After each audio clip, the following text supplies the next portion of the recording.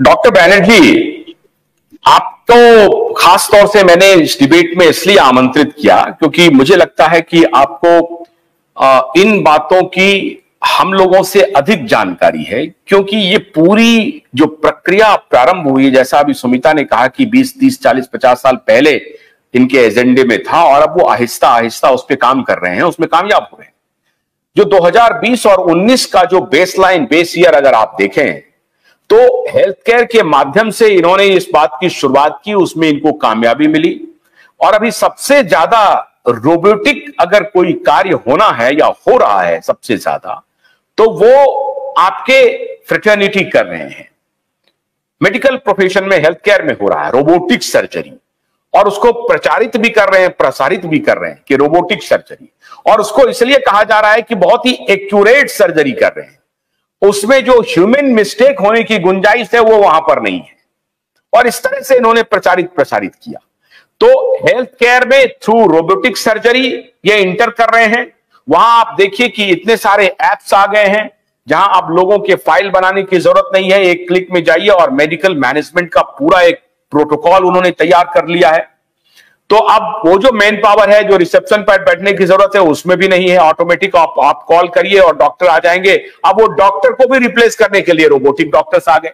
अब robotic doctors को भी इंफॉर्मेशन आपको कर देगा कि भैया आपके पेट में दर्द हो रहा है, दर्द क्यों हो रहा है, तो आपको रीजंस बता देंगे, मान लीजिए प्रोबेबल रीजंस, कि आपने खाना क्या खाया था, पिछले दिन क्या खाया था, फिर पिछले दिन क्या खाया था, गर्मी थी नहीं थी, इस सबको लेकर के आप उसमें डाल दें, फिर आपको एक प्रिस्क्रिप्शन आ जाएगा।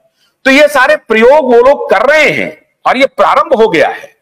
तो आपको लगता है कि जो ह्यूमन टच है उसको पूरी तरह से डिस्टेंट करने की इनकी प्लानिंग चल रही है और हमारे लोग उसको समझ नहीं पा रहे हैं। धन्यवाद मिस्टर आशुतोष, और बहुत अच्छा आपने विषय चुना है। और मेडिसिन में काफी चीजों में एआई आ गया है, खाली मेडिसिन में नहीं। और इसका एक्चुअली शुरुआत कहाँ हुआ है, आपको याद होगा वर्ल्ड चेस चैंपियन थे गैरी कास्परोव, वो डीप ब्लू मशीन बनाया था पहली बार 85 में, ग्रैंड मास्टर वो मशीन से हार गए थे। और गैरी कास्परोव ने काफी इसके ऊपर काफी शोध किया है। गैरी कास्परोव अभी भी किताब लिखते हैं एआई के ऊपर, और वो चेस चैंपियन हारने के बाद बोले कि हम मशीन हमको हरा दिया है, पर मशीन कैसे हराता है, by brute force, not by art, not by pattern recognition. हालांकि अभी जो मशीन आ रहे हैं वो पैटर्न रिकॉग्निशन भी करते हैं। तो उन्होंने हम सतर्क किया था हमको कि मशीन को हमको इस्तेमाल करना आना चाहिए, मशीन को पास हमको सरेंडर नहीं करना चाहिए। शतरंज में भी उन्होंने कहा था कि वो अपना स्किल बढ़ाने के लिए मशीन के साथ खेलते हैं, पर वो मशीन को नहीं, मशीन के साथ गेम डल हो जाएगा। एक तो वो बात है, उसका जो आर्ट है चेस का।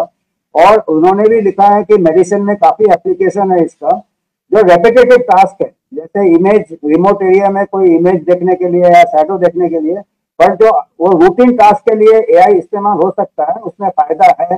पर जो आर्ट ऑफ मेडिसिन है, जो डिफिकल्ट केसेस में है, उसमें ह्यूमन जजमेंट और ह्यूमन पैटर्न, ह्यूमन का जो तजुर्बा होता है, एक क्लिनिशियन होता है 20 साल 30 साल से, वो पैटर्न रिकॉग्नाइज करता है और वो जो विजन लेता है, वो पैटर्न हमारे को, मैं आजकल स्टूडेंट्स को कहता हूँ कि यहाँ पे सबको काफी पहले शोध किया है कि हम अपने ब्रेन का खाली 10% हम इस्तेमाल करते हैं, जिसको कॉन्शियस माइंड कहते हैं।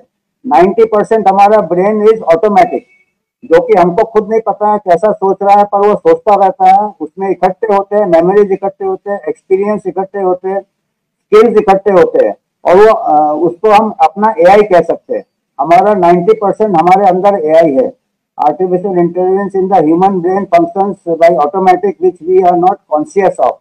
और वो एआई कोई भी आदमी का बनाया हुआ मैकेनिकल एआई उसको रिप्लेस नहीं कर सकता, जो ह्यूमन ब्रेन है। ह्यूमन ब्रेन, क्योंकि जो एआई को जो डेवलप करते हैं, क्योंकि मेरा लड़का एआई में काम करता है, उससे मैंने बात किया तो मैंने पूछा आप कैसे डेवलप करते हैं, बोलता है ऐसा हमको भी नहीं मालूम है एआई कैसे डेवलप होता है, उसको खाली एक्सपोज करते हैं, बहुत सारे इमेजेस दिखाएंगे, जैसे एक्सरे पिक्चर्स दिखाएंगे, एक्सरे इमेज दिखाएंगे या हिस्टोपैथ दिखाएंगे, तो वो इमेज को इकट्ठा करता है और उसके हिसाब से देखता है, जो कि हम पैदा ही कर रहे हैं। हम जिस दिन से पैदा होते हैं हमारे ब्रेन में 90% जो एआई है वो इमेज को क्यूमुलेट करता है, हमको खुद नहीं मालूम है। 90% of learning is when we don't know that we are learning. जो ऐसे स्कूल टीचर की बात की है, 10% खाली जो कंटेंट है, पर 90% हम उसके वैल्यू सिस्टम देखते हैं, नॉन वर्बल उसका बिहेवियर देखते हैं, उसका फेशियल एक्सप्रेशन देखते हैं, वो सब से फुल लर्निंग होता है। आज भी हमारे जो अच्छे अच्छे टीचर्स थे, आज भी मेरे को उनके वैल्यू सिस्टम याद है, उन्होंने क्या पढ़ाया वो याद नहीं है। तो ये आपका एक ह्यूमन रिलेशंस का जो ये आत्मा होती है, या लर्निंग टीचिंग लर्निंग प्रोसेस का जो सोल होता है, ये एक जो होता है वो मैकेनिकल नहीं होता है। Mechanical is only transient. आपको जो नॉलेज है वो ट्रांजिएंट रहता है, नॉलेज आउटडेट हो जाता है, पर उसको पूरा इकट्ठा करके उसको जज करना, सिंथेसाइज करना, वो आपके अंदर का ब्रेन करता है। अगर बच्चे को यंग एज से आप एक्सपोज कर देंगे तो उसके जो ये ब्रेन का डेवलपमेंट अरेस्ट हो जाएगा, एट्रोफी हो जाएगा, उसका क्रिटिकल थिंकिंग स्किल्स पहले ही कम हो रहे हैं हमारे कोचिंग क्लास से। अगर एआई होंगे तो जैसे अगर आप बचपन से ही अगर आप गाड़ी में चलोगे, ऑटोमोबाइल में चलोगे, पैदल नहीं चलोगे तो आपके पैर के मसल्स कमजोर हो जाएंगे, आप फिजिकल फिटनेस हो ही रहा है, ओबिस हो रहे लोग, ओबिसिटी हो रहे हैं। तो सिमिलरली आपको अगर एआई को हम ज्यादा ये देंगे इंपॉर्टेंस टीचिंग में, तो हमारा ब्रेन डेवलपमेंट ठीक से नहीं होगा। गन्ने की कड़ी बुनियाद, जिसे मराठी में खुड़किया और कुछ उत्तर भारत के क्षेत्रों में खुटकी भी कहा जाता है, उसे केवल भोलानाथ का 2-in-1 बैटरी ऑपरेटेड हार्वेस्टर कम ब्रश कटर आसानी से और बिना रुकावट के काट सकता है।